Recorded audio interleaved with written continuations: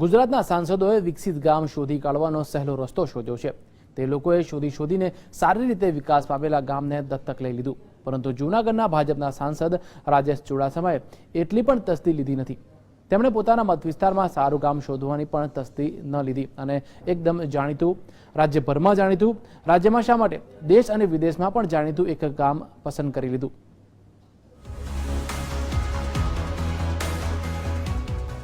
જૂનાગઢ જિલ્લામાં 999 ગામો આવેલા છે, તેમાંથી ઘણા બધા વિકસિત ગામો પણ છે। ગુજરાતના બીજા સાંસદોની જેમ રાજેશ ચુડાસમાએ પણ તેમાંથી એક લગડી જેવું ગામ શોધી લેવાની મહેનત પણ કરી નથી અને તેમણે દત્તક લઈ લીધું। તે ગામનું નામ સાંભળીને તમે પણ ચોંકી જશો। તેમણે દત્તક લીધું છે સાસણ। જી હા, સાસણ દેશ અને દુનિયામાં જાણીતું એક ગામ। સૌરાષ્ટ્ર અને ગુજરાત જેના માટે ગૌરવ લે છે તે સિંહ, ગીરના સિંહનું વતન એટલે સાસણ।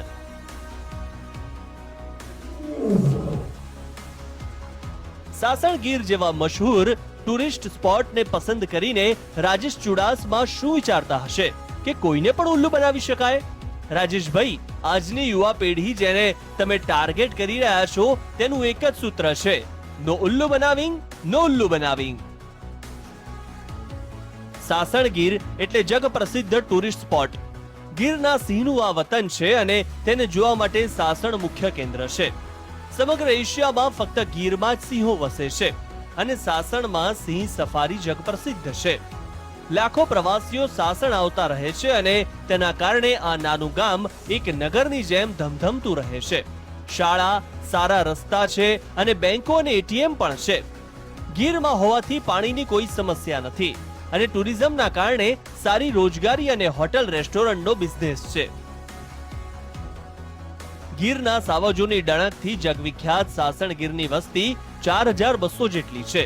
ગામમાં આરોગ્ય કેન્દ્ર આવેલું છે, 4 સ્કૂલ આવેલી છે જેમાં ધોરણ 10 સુધીનો અભ્યાસ થાય છે। સાસણ મધ્ય ગીરમાં આવેલું છે એટલે ભર ઉનાળે અહીંની નદીઓ વહેતી રહે છે। તે ઉપરાંત ટુરિસ્ટ સ્પોટ હોવાથી પીવાના પાણીની પણ પૂરતી વ્યવસ્થા છે। સાસણની મુખ્ય બજાર જુઓ તો આ કોઈ વિકાસની જરૂર હોય તેવું ગામડું લાગે જ નહીં। પચરંગી પ્રવાસીઓથી અહીંની હોટલો અને રેસ્ટોરન્ટ અને બજારોમાં પણ રંગીની હોય છે। સ્થાનિક લોકો ટુરિસ્ટોને ગીર જંગલના સિંહ દર્શન માટેની સફારી સર્વિસ આપે છે। તે માટે જીપ્સી અને અન્ય ટેક્સીનો બિઝનેસ દોડતો રહે છે। ગાઈડ તરીકે પણ કામ મળતું રહે છે। ગામમાં 2 રાષ્ટ્રીયકૃત બેંક છે અને એટીએમ પણ લાગી ગયા છે। ગીરનું અને પ્રવાસનનું કેન્દ્ર હોવાથી સાસણ સુધી પહોંચવા માટેનો રસ્તો પણ પ્રમાણમાં સારો છે। ગામની અંદર કેટલાક થોડા ઘણા રસ્તાના પ્રોબ્લેમ છે, પણ તે એવી સમસ્યા નથી કે સાંસદ આ ગામને દત્તક લેવા માટેનું બહાનું ગણી શકે। હોટલો જે છે એમાં અમારા ગામ માટે પણ લાભ ઘણો છે। અમારા ગામના ગરીબ માણસો એમાં કામે પણ જાય છે।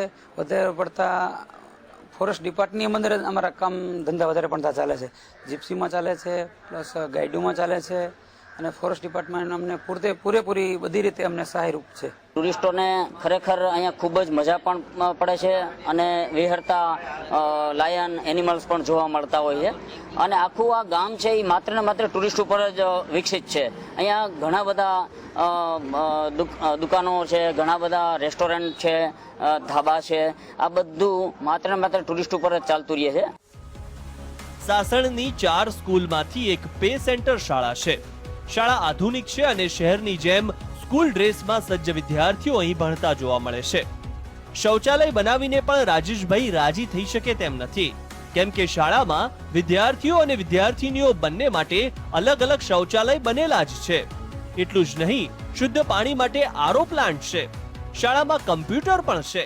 મજાની વાત એ છે કે છેક 1952માં સ્થપાયેલી આ શાળા છે। હેરિટેજ પણ ગણી શકો અને સમય સાથે વિકસેલી શાળા પણ કહી શકો। લગભગ બધું છે। 10 રૂમ છે, સીઆરસી રૂમ છે, આચાર્ય ઓફિસ નથી, 300 350 બાળકો છે, 332ની સંખ્યા છે। અહીંયા કમ્પ્યુટર છે, શૌચાલય 3 છે, પાણી માટે પંચાયત તરફથી પાણીનું વિતરણ થાય છે, આરો ફિલ્ટર છે। સાસણ ગીરનું ફક્ત નામ પણ આપો તોય લોકો કહેવાના કે રાજેશભાઈ આવું વિખ્યાત ગામ દત્તક લઈને ઉલ્લુ ના બનાવો। સાસણનો ચિતાર જીએસટીવી ટીમે આપ્યો અને સાથોસાથ નજીકના એક ગામની પણ મુલાકાત લીધી, જેથી દર્શાવી શકાય કે કેવી રીતે બાજુમાં જ એક પછાત ગામ છે જેના માટે મહેનત કરવા રાજેશભાઈ રાજી થયા નથી. સાસણની નજીકમાં આવેલું છે ભાલછેલ ગામ. ગામમાં અનેક સમસ્યાઓ છે. લોકો નળિયાવાળા કાચા મકાનોમાં રહે છે. બીપીએલ કાર્ડ ધારકો પણ મકાન વિહોણા છે. મકાનો માટે પંચાયત વિભાગમાં રજૂઆત થઈ છે, પણ કોઈ પરિણામ આવ્યું નથી. સાંસદ તરીકે રાજેશભાઈએ તે કામ કરાવ્યું હોત તો અહીંના લોકો પણ રાજી થયા હોત. રસ્તાની પણ સમસ્યા છે અને પાણીની પણ સમસ્યા છે. આરોગ્ય કેન્દ્રનો અભાવ છે. શાળાની મુલાકાત લેતા ખ્યાલ આવે કે શિક્ષણની પૂરતી સુવિધાઓ નથી. ભાલછેલ ગામના સરપંચ પણ કહે છે કે આ ગામને જ સાંસદની મદદની ખરી જરૂર છે. સાસણ સાથે સાથે થોડું ભાલસેલની અંદર પણ સંસદશ્રીને એવું કહેવું પડે કે થોડી સુવિધાઓમાં આપે. એક તો ભાલસેલ ગામની અંદર રોડ રસ્તાઓ છે, ગટર છે, પાણીની પાઇપલાઇનો છે, ખાસ કરીને સોલાર, અને એક તો પે સેન્ટર જેવું ઓલું કંઈ નાનું દવાખાના જેવુંની કઈ સુવિધાઓ આપે એવી અમારી માંગ છે.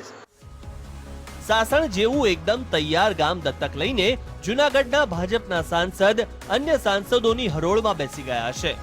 આ બાબતે તેમનો સંપર્ક કરાયો ત્યારે તેમણે હાલ પૂરતી વાત ટાળીને બાદમાં પોતે મીડિયા સમક્ષ આવશે તેમ જણાવ્યું હતું. નો પ્રોબ્લેમ રાજેશભાઈ, તમે જ નહીં, ગુજરાતના બધા જ સાંસદો કે જેમણે જશ ઘાટી જવાનો શોર્ટકટ અપનાવ્યો છે તે બધા જ કહી રહ્યા છે કે નો કમેન્ટ, નો કમેન્ટ. પણ પ્રજા કોમેન્ટ કરતા અટકવાની નથી અને કહેવાની છે કે નો ઉલ્લુ બનાવિંગ, નો ઉલ્લુ બનાવિંગ. ભાવિન ત્રિવેદી, જીએસટીવી, જૂનાગઢ.